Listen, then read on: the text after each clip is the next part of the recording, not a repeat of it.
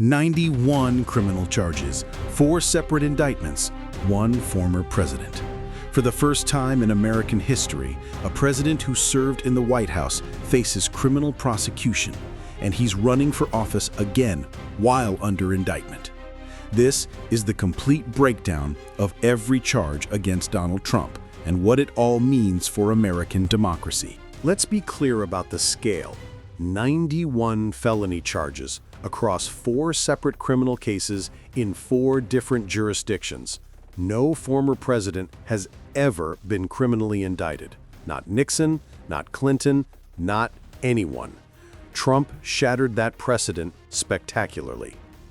The indictments came rapid fire in 2023. March in New York, June in federal court for classified documents, August in federal court for January 6th, and August again in Georgia for election interference. 4 prosecutors, 4 jurisdictions, 1 target.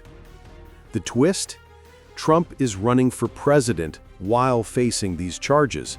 He became the first person in American history to campaign for the White House as a criminal defendant, and somehow the charges made him more popular with his base. Let's break down all 91 charges, case by case. Case 1. New York, hush money, 34 charges. New York, March 2023. Manhattan District Attorney Alvin Bragg charged Trump with 34 counts of falsifying business records. The story: in 2016, Trump's lawyer Michael Cohen paid adult film star Stormy Daniels $130,000 to keep quiet about an alleged affair. Trump reimbursed Cohen, but disguised the payments as legal fees in his business records. This was the first indictment, the one that made Trump the first former president ever criminally charged. The trial happened in May 2024. Trump was convicted on all 34 counts, guilty. But sentencing was delayed until after the election. He won the presidency before facing consequences. Case 2. Federal, classified documents, 40 charges. Federal Court, Florida, June 2023. Special counsel Jack Smith charged Trump with 40 counts related to hoarding classified documents at Mar-a-Lago. The allegations?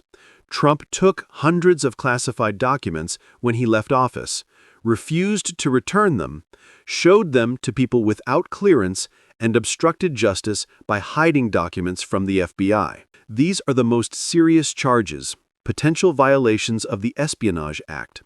Documents about nuclear secrets, military plans, intelligence operations. Some of the most sensitive material in the U.S. government. Trump allegedly kept them in bathrooms, ballrooms, and storage rooms at his golf resort. This case was dismissed by Trump-appointed Judge Aileen Cannon in July 2024, saying Jack Smith was improperly appointed. Federal Court, Washington, D.C., August 2023. Special counsel Jack Smith charged Trump with 4 counts of trying to overturn the 2020 election. Conspiracy to defraud the United States. Conspiracy to obstruct an official proceeding. Obstruction of an official proceeding. And conspiracy against citizens' right to vote. The case? Trump knew he lost the election, but pressured officials to find votes, created fake electors, pressured Mike Pence to reject electoral votes, and incited the January 6th Capitol attack to stop certification. Jack Smith called it an unprecedented assault on American democracy. The Supreme Court ruled in July 2024 that presidents have immunity for official acts, gutting parts of this case. Trump's election victory means it will never go to trial. He'll control the Justice Department prosecuting him. Case 4, Georgia, election interference, 13 charges. Fulton County, Georgia, August 2023. District Attorney Fani Willis charged Trump with 13 counts, including racketeering, RICO, soliciting officials to violate their oath, conspiracy, and filing false documents. The centerpiece? Trump's infamous phone call to Georgia Secretary of State Brad Raffensperger demanding he find 11,780 votes to flip Georgia. This case included 18 co-defendants in a sprawling conspiracy: lawyers, officials, fake electors. But the case got bogged down when Willis's romantic relationship with prosecutor Nathan Wade was revealed. Trump argued prosecutorial misconduct. The case stalled. Willis is fighting to stay on the case, but Trump's presidency makes conviction unlikely. Presidential immunity doesn't apply to state crimes, but practically, a sitting president won't be tried in state court. Then came November 5, 2024. Donald Trump won the presidential election, decisively. Popular vote, electoral college, everything. And in that moment, the entire legal apparatus against him, the 4 indictments, the 91 criminal charges, transformed from an existential threat to a political inconvenience. Everything changed overnight. What happened next was immediate and total. Within weeks of the election, the federal cases died. Special counsel Jack Smith's office cited the Department of Justice policy against prosecuting a sitting president and officially moved to dismiss all charges against him.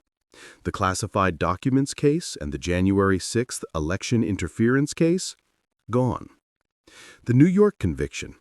Trump was convicted on 34 felonies in May 2024, but on January 10, 2025, the court issued its sentence, an unconditional discharge. No prison, no probation, no fine. The Georgia case, which has been in legal limbo for over a year, remains effectively paralyzed against the power of a sitting president. Accountability has met a wall. So here's the bottom line. 1 year into his second term, Donald Trump faced 91 criminal charges, was convicted on 34 felonies, and faces no meaningful consequences because American voters elected him president anyway. The charges didn't stop him, they energized his base. His supporters saw persecution, not prosecution, and voted to nullify the legal process. What does this mean for America? Simple. If you can be charged with 91 felonies, convicted of 34, and still become president with the entire federal criminal system subsequently collapsing, then presidential accountability through criminal law is effectively dead. Trump proved that the American people, not prosecutors, are the ultimate judges. Voters knew about every charge, every indictment, every conviction, and chose him anyway. That is democracy working, even if it feels like justice failing. 91 criminal charges, 34 convictions, 0 consequences. One lesson: in America, political power beats legal accountability. Donald Trump didn't just escape justice. He redefined what accountability means for presidents. Future presidents are watching. The precedent is set. Comment: is this democracy working or justice failing? Both can be true. Follow for updates on how this unprecedented situation unfolds.